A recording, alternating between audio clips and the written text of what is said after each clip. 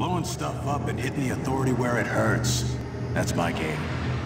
Now, if you're as good as Elizabeth says you are, then I do believe you and I will get along nicely.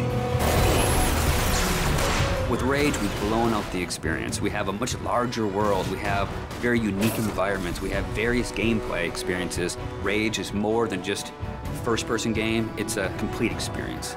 We're known for making this straightforward action shooter, and we kept that. But then we added on top of it this deep and meaningful story.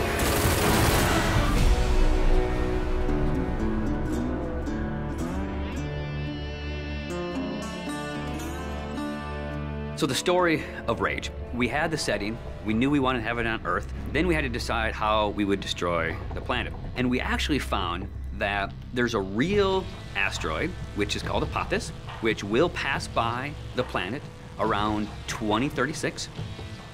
So in the fictional world of Rage, when the governments of the world discovered that Apophis would hit us and destroy most of civilization, they initiated a program called the Eden Project. So the game starts out where you are an Ark survivor. You are one of those people buried in 2036. Your Ark emerges from the ground 100 years later. Unfortunately, you're the only one that survives in your Ark. So when you step out, you are alone. And it's this post-apocalyptic world that you rise up in, and it's this twisted version of the reality you used to know, and you really don't know what to expect. Current position unknown. There's mutants and there's bandits, you know, and there's groups of settlers trying to survive. You people are only trouble. Now be on your way. The world has moved on, and it has its own thing going. We don't give the character a name or a face that's unique to the story. We want the player to jump in and actually add his own identity into that character. So when you step out of your Ark in Rage, you have no idea what your role in the bigger conflict will be. At first, all you are worried about is surviving. And you team up with some settlers, and you're doing some odd jobs. So here's what I need you to do.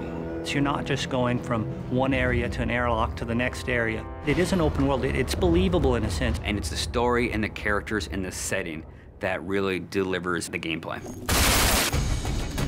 You're driving across these landscapes, and you're going visit people here, and they're giving you jobs to do. And as you head out of your safe zone, you enter like a combat area.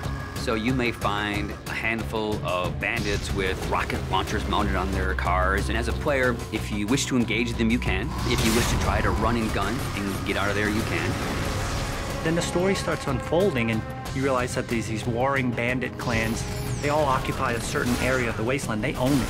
They'll attack you if you go in there and you don't look right. Then the same thing with the towns. If they don't know you, they're gonna treat you like an outcast. Well, will you look here? A new face, a new body. Oh, I am so glad I got out of bed this morning. You start learning about these crazy mutants who they don't even like each other, much less you, much less the bandits. And then you learn about this other faction, the Authority, and they start playing a bigger and bigger role in the story. They are trying to control the wasteland and set the direction of mankind. That's the truth. And that's what people need to know. So there's a small group of people called the Resistance that are fighting against the Authority. The Resistance discovers you, and everyone knows that Ark survivors have a certain specialness to them. You got all those little computers racing around inside you. You know, as you move through the story and you become more important and people start to take notice of you, so does the Authority. As you, the player, get your weapons and start interacting with the characters and start fighting all the bad guys in the world, you understand what your role is in the world. So, you're the new team member. The story in a game really gives meaning to the action. It creates the setting that all the gameplay exists on. And if you have a compelling story, and you have compelling action, and ways to drive the player forward, it just creates a richer experience and a more complete package.